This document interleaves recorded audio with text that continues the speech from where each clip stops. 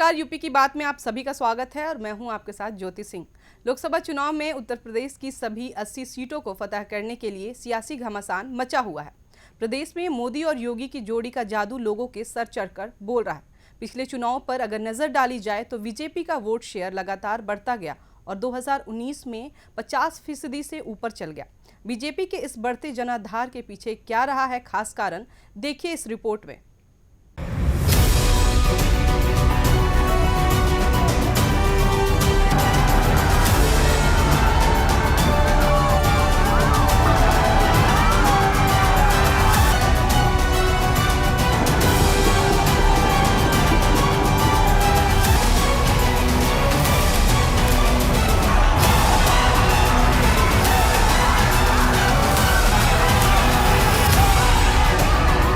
उत्तर प्रदेश में पिछले 10 साल से लोकसभा चुनावों में मोदी योगी का जादू लगातार चल रहा है। 2019 में जब उत्तर प्रदेश में आम चुनाव हुए तो जनता ने बीजेपी को करीब 50% वोट दिए, जिसमें बीजेपी ने 80 में से 62 सीटें जीती, जबकि 2014 में बीजेपी गठबंधन में 70 सीटों से ज्यादा जीती। बता दें कि 2009 तक के चुनावों में बीजेपी का वोट शेयर औसत 28% होता था, लेकिन अब यूपी में ही 50% वोट शेयर हो गया है। अकेले वाराणसी सीट की बात करें तो बीजेपी का वोट शेयर उससे भी ज्यादा है। इसके लिए नरेंद्र मोदी ने जातीय समीकरण के लिए भी बनारस को एक प्रयोग के तौर पर इस्तेमाल किया।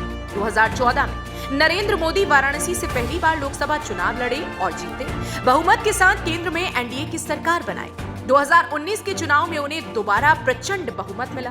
अब पीएम मोदी तीसरी बार इस सीट से चुनाव लड़ रहे हैं। 2014 के लोकसभा चुनावों में उत्तर प्रदेश की वीवीआईपी और हॉट सीट वाराणसी हमेशा से सुर्खियों में रही है। 2014 से 2024 तक यानी 10 सालों में पीएम मोदी की मौजूदगी से यूपी की सियासत बदल चुकी है। मतलब ये है कि 2014 के बाद मोदी योगी फैक्टर के आगे उत्तर प्रदेश में कांग्रेस, सपा और बसपा कहीं टिक नहीं पा रहे।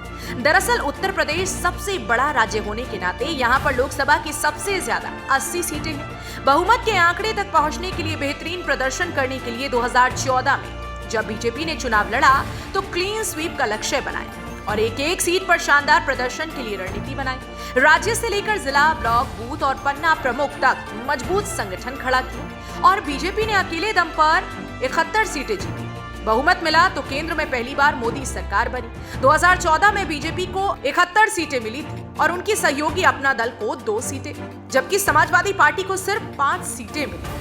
बीएसपी और आरएलडी का खाता भी नहीं खुल पाया था। कांग्रेस को भी 2 ही सीटों से संतोष करना पड़ा था। बीजेपी के खाते में 42.3% वोट आए थे। 5 साल में मोदी सरकार ने कई बड़े फैसले लिए, जन कल्याणकारी योजनाएं चलाई और लोगों का दिल जीता। लिहाजा 2019 में फिर से बीजेपी ने यूपी में 50% वोट बैंक बनाया। हालांकि सीटें घटकर 62 ही रह गई, लेकिन वोट प्रतिशत में जबरदस्त उछाल देखने को मिला। उत्तर प्रदेश में बीजेपी के बढ़ते जनाधार के पीछे प्रधानमंत्री नरेंद्र मोदी के निर्वाचन क्षेत्र वाराणसी और मुख्यमंत्री योगी आदित्यनाथ की बड़ी भूमिका थी। बता दें कि पिछले 10 साल में देश काफी बदल चुका है। उत्तर प्रदेश भी तेजी से विकास कर रहा है। इस बदलाव के पीछे मोदी योगी की जोड़ी का हाथ रहा है। पीएम मोदी ने सोच समझकर योजनाएं बनाई और लागू की, जबकि उत्तर प्रदेश में अपनी योजनाओं के साथ साथ केंद्र की योजनाओं को अमली जामा पहनाने का काम सीएम योगी ने करवाया। इन योजनाओं में पीएम मोदी ने महिलाओं, गरीब लोगों और किसानों को लाभार्थी बनाया, जिसका सीधा लाभ बीजेपी को मिला। 2009 तक के चुनावों में बीजेपी का वोट शेयर का औसत 28% होता था।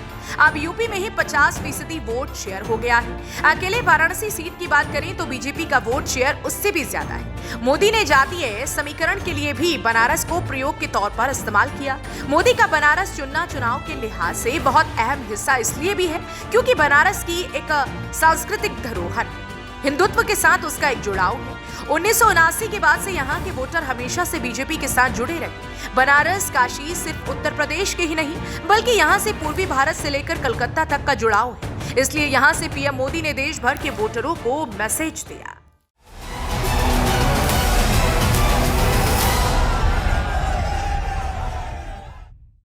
फिलहाल इस बार भी वाराणसी लोकसभा सीट पर वोटिंग अंतिम चरण में होनी है।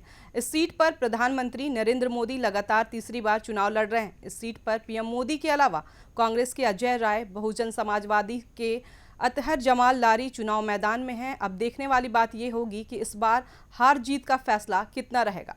फिलहाल इस खबर में बस इतना ही। आप बने रहें यूपी की बात के साथ।